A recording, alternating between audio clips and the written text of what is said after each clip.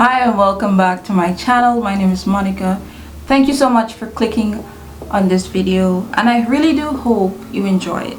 Okay, today we're going to be doing a short review of Netflix's Alice in Borderland. So Alice in Borderland starts off with its main protagonist, Arisu. Now Arisu is a gamer. He's not very motivated in many aspects of life, but he is extremely intelligent. And Arisu also has two best friends. We have Chota, who is I think an IT guy or a salaryman, and we have Karabe, and Karabe is a bartender. Now each of these individuals for some reason are just having a terrible day and they decide to meet up. So they're mingling, they're doing friend stuff, and they got into a little bit of trouble. So they ended up running from the police and now they're in the bathroom hiding. Before they ended up in the bathroom, an explosion happened which only Chota realized or seemed to notice. And then when they're in the bathroom now, there's a flicker of a light, like the switch went off or something. They heard a knock on the door, but they did not open the door. I wouldn't either. So they decided to go outside and they realized that there was not one soul in the entire city. Okay? Now they're confused. Like, where are we? What are we doing here? What happened to everyone in Japan? So they're coming up with a whole set of theories on what could happen, and just when they're about to get excited about the possibility of them alone living in Japan, an alternative Japan, or some may call it a wasteland, there is a notification sign that pops up and they see that out of everywhere in Japan there is one building with electricity, and the notification is calling gamers to go to that building to probably start a game. So the three best friends, they're at the building and they don't know what's going on, and they pass this invisible laser field kind of thing. They meet another contestant called Shibuka, I believe. Well, let's just call her Girl 1. Now Girl 1 enters and she starts explaining the game a little bit more to them, and they're still downplaying the significance of what she's telling them. So they pick up the phone and then they start reading some information. They realize that this phone has facial recognition features and everything like that. So they enter the room and the first game says it's live or die. So there's two doors to choose from. You either choose the live door or you choose the die door. And although it seems so simple at first, it's a bit tricky. So they're trying to figure out what exactly is going on. And there's another contestant there, a high school girl, and she's panicking, she's freaking out. And Chota is trying to calm her down. And he's like, no, I'm gonna put in a clip of what he's saying right here. Right, so Chota's still downplaying it and they're joking and they're laughing until time is running out. So they had 2 minutes to clear that first room and time is running out, and then they start seeing some smoke coming from below, and everyone starts panicking now because they're realizing that this is serious stuff. And Shibuka, she manipulates this high school girl into opening one of the doors, and as soon as she enters the room she gets shot with a laser, and everyone starts freaking out like, yeah, this is real life, this is gonna happen. So everyone starts getting more serious with the game and they're turning to Arisu, that's the main protagonist, to come up with some kind of solution since he plays a lot of games. And Arisu, the genius he is starting to realize certain things about the building and he's getting them through it, and everyone is like happy and rejoicing and they're getting through it, and no one else has died so far.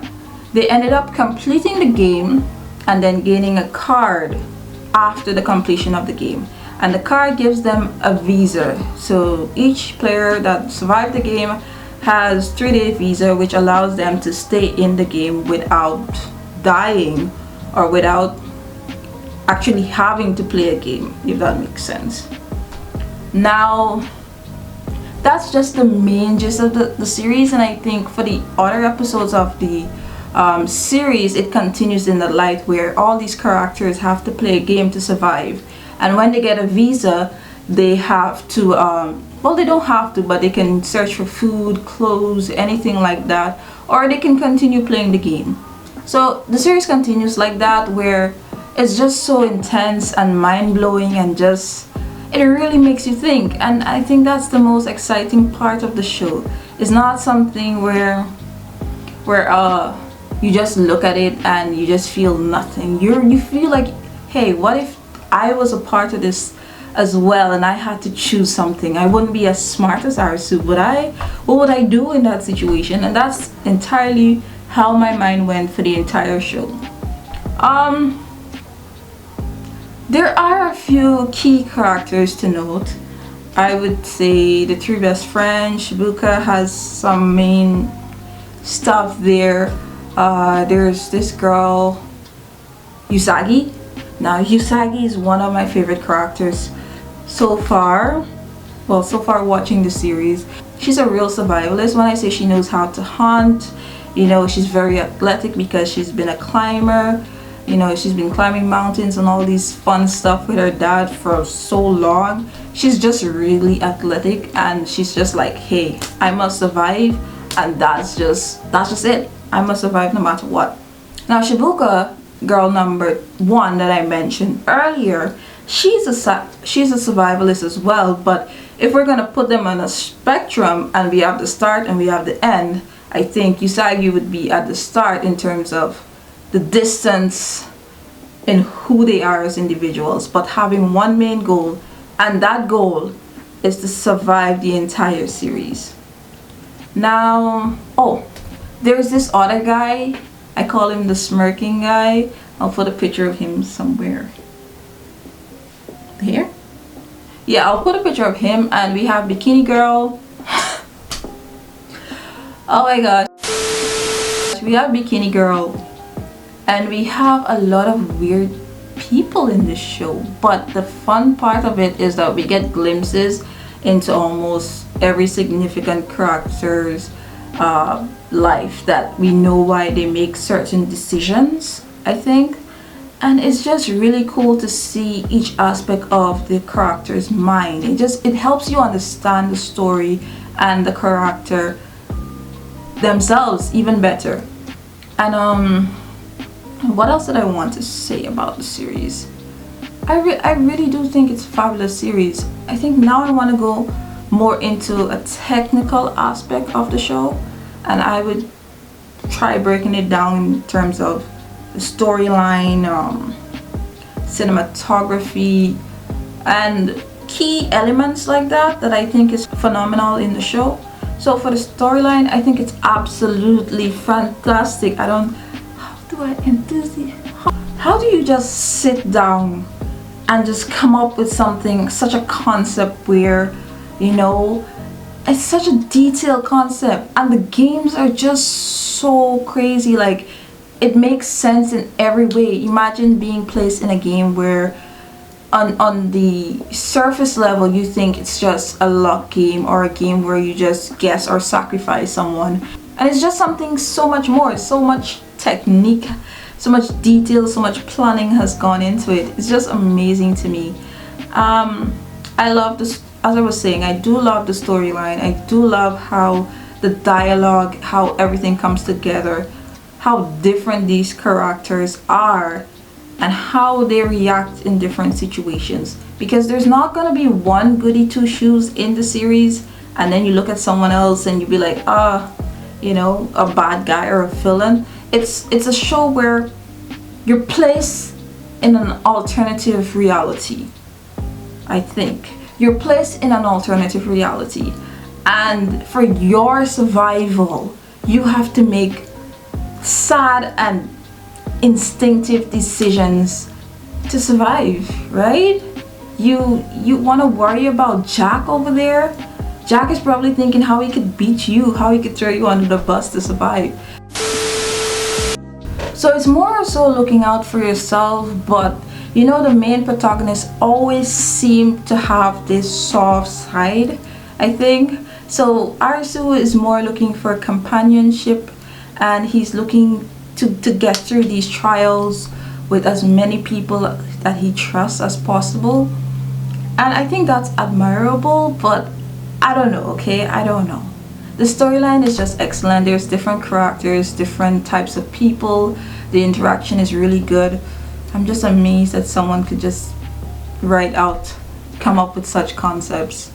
There is no part of the series that, even when there was little action and a lot of dialogue, I wasn't bored, I wasn't sleeping. Every detail mattered. And if I did miss a part, I would actually go back to watch it because it was important. You realize when you're watching something so strategic, you need to pay attention to every detail, every dialogue, because that might help you come up with maybe a theory, maybe a scenario that could possibly play out in the show and for you to understand it better.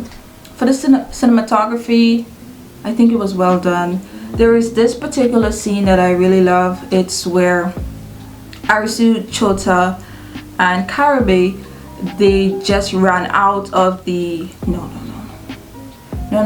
It's a scene where Arisu is running back and he's meeting Chota and Karabe, and there's this pan going in the different directions that the characters are running from, and I just think that's so beautiful. It's really nice. It's a really nice scene, I think. And there's many other scenes, particularly the ones where they play the games, and I don't want to go too much in depth because I don't want to spoil it, but those scenes are really good as well. The CGI is actually not bad. I mean, it's not something like the Avengers, but I could sit down and watch it and not feel troubled. I mean, it's pretty good in my opinion. And what do I want to talk about? Acting was amazing. There's a few emotional scenes there, right, where you see raw emotions and where you feel something in your heart. And I think the acting of each character is just so amazing to look at. And there's this thing, I don't know if anybody will agree with me, but there's this thing about, you know, kind of like Japanese acting in a sense. It's a little bit different from Western acting, but oh my gosh, my light. There's this thing about the acting that you see in Eastern countries and the acting you see in Western countries, and I thoroughly enjoyed the Japanese vibe of it all. I really do enjoy it. There's so many good shows and films from different countries that I think if given the chance, these shows can go up for so many awards. But you know, yeah, the series was just too short in my opinion. I wish they had another episode, you know, because I don't even have a real reason why I wish there was another episode, but I do wish there was another episode. Just like the ending is just like, what else? What else, Netflix? What else? The series is for a mature audience.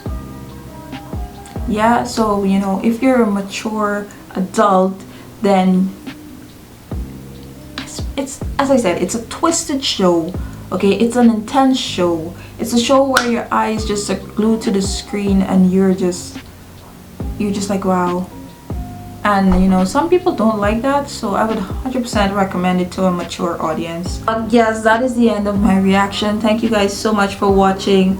I do appreciate you guys staying and watching and hitting that like button, please. Thank you. Yeah, do come back. You know, it's always a chill reaction with Monica. Until next time. Until next time. That'll hold 'em all white.